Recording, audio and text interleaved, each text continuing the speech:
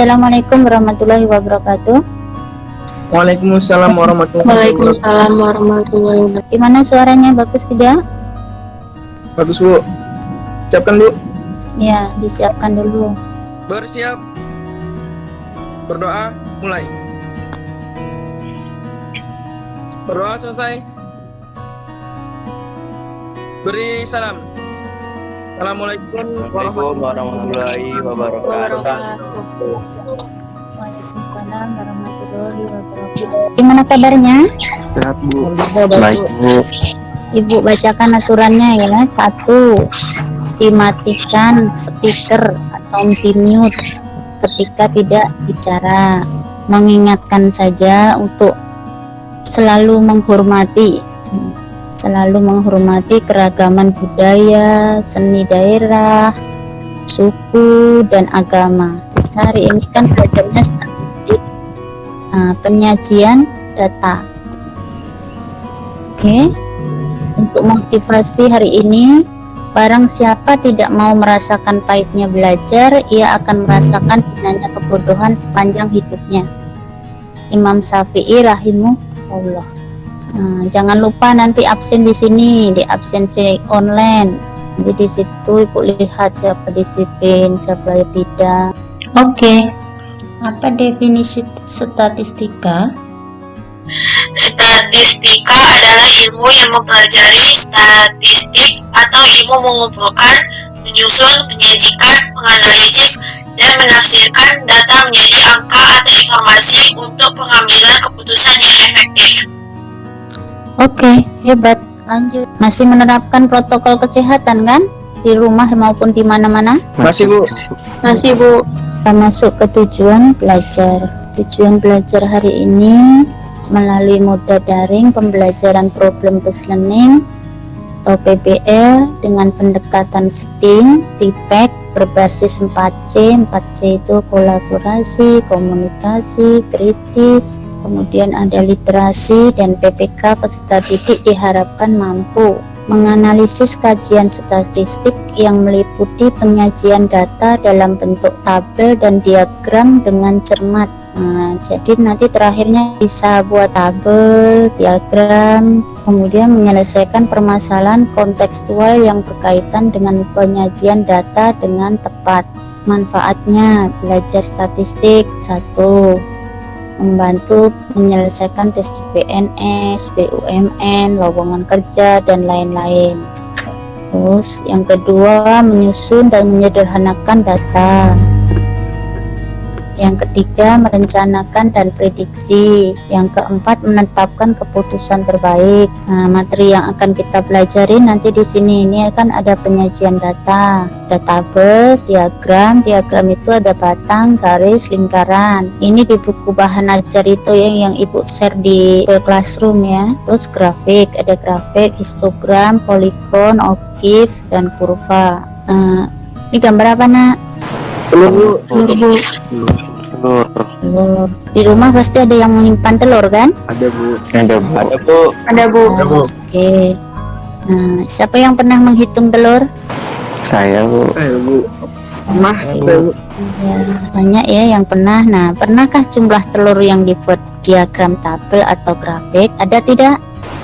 Pernahkah? Belum pernah Bu. Belum Bu. Pernah. Nah, nanti kita coba. Udah tahu ya kelompoknya masing-masing ya? Sudah Bu. Sudah Bu. Oke, ini kasusnya udah ada di LKPD yang Ibu share juga di Google Classroom ya. Ini gambar apa ini? Itu diagram batang Bu. Udah pernah belajar di SMP Bu. Oke, bagus. Masih ingat ya belajar SMP ya, Alek ya? Ada lagi mau berpendapat? Yuk. Diagram batang bekerja hijau Bu. Nah, ini ayo literasi. Siapa mau nyoba? Saya Bu. Wira Bu. Oke, Wira. Oke. Baca Bu. Oke, silahkan. Diagram batang berikut ini menggambarkan kondisi lulusan dari suatu SMK dari tahun 1992 sampai dengan tahun 1996. Banyak lulusan yang tidak menganggur selama tahun 1992 sampai dengan tahun 1995 adalah Di LKPD ada soal seperti ini, kasus 1, ada kasus 2, begitu ya. Nanti diselesaikan di Google Classroom. Di Google Classroom itu aktivitasnya diskusi, menganalisis untuk menyelesaikan LKPD dan bahan presentasi. Nah, presentasinya boleh bentuk PDF, nanti PowerPoint dibentuk PDF boleh, terserah ya, nanti di upload. Kira-kira ada pertanyaan? SMK? Bisa. Paham belum? Yang Ibu bimbing tadi di Google Classroom? Sudah, Bu. Sudah, Bu. Sudah ya? Kita lanjut lagi, yuk dipresentasikan. Nah, penilaiannya kan ada penilaian presentasi, observasi sikap. Dan mempresentasikan hasil diskusi dari kelompok median. Jadi tadi kasusnya ini udah diperlihatkan tentang diagram batang banyak lulusan dari tahun 1992 sampai 1966. Yang pertama langkah 1, yang diketahui diagram batang banyak lulusan SMK yang menganggur, bekerja dan belajar. Yang ditanya banyak lulusan yang tidak menganggur selama tahun 1992 sampai dengan tahun 1995. Kemudian langkah 2-nya itu, jadi data yang bekerja dari tahun 1992 sampai 1995 adalah 200 ditambah 225 ditambah 200 ditambah 250 sama dengan 875. Kemudian data yang belajar dari tahun 1992 sampai 1995 adalah 100 ditambah 100 ditambah 75 ditambah 75 sama dengan 350. Banyak lulusan yang tidak menganggur selama tahun 1992 sampai dengan tahun 1995 adalah 875 ditambah 350 sama dengan 1225. Kemudian yang angka ketiga, kesimpulan. Jadi banyak lulusan yang tidak menganggur selama tahun 1902 sampai dengan tahun 1995 adalah 1225 orang.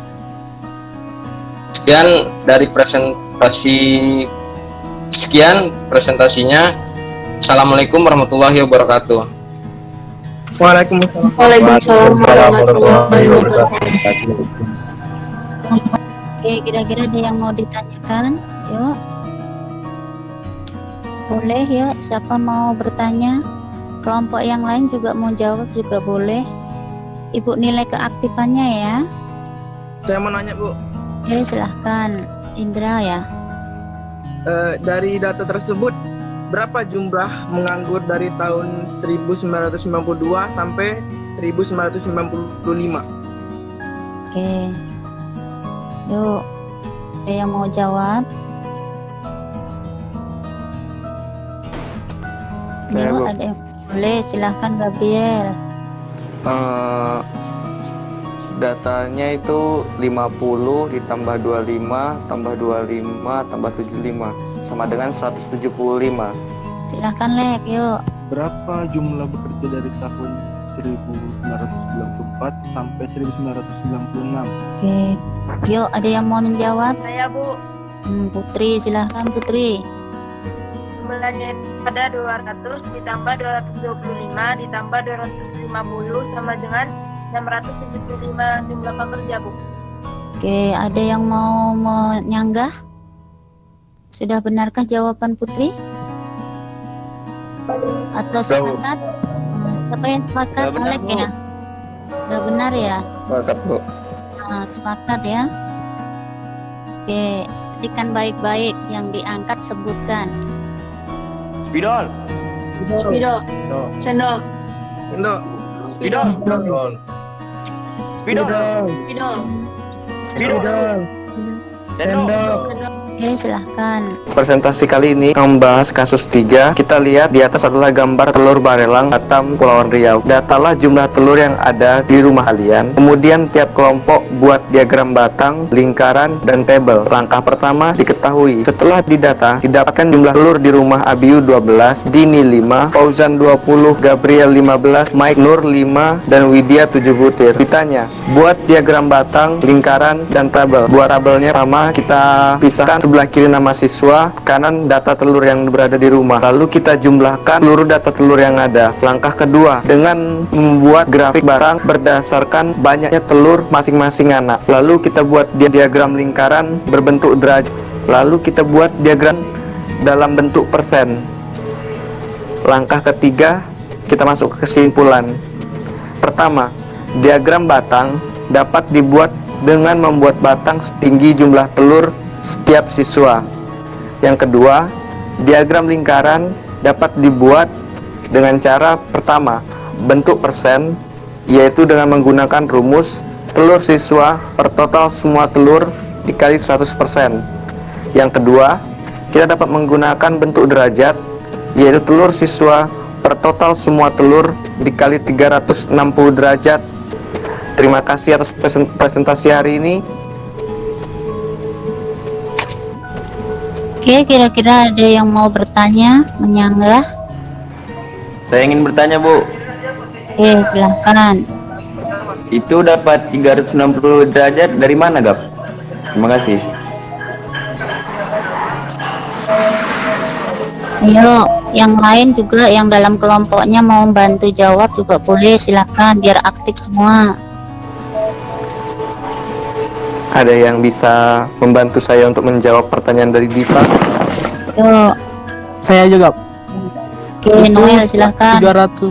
360 derajat itu besar derajat satu lingkaran penuh, Dip. Oke, ada yang mau bertanya lagi juga boleh, silahkan. Saya, Bu. Oke, silahkan, Wi.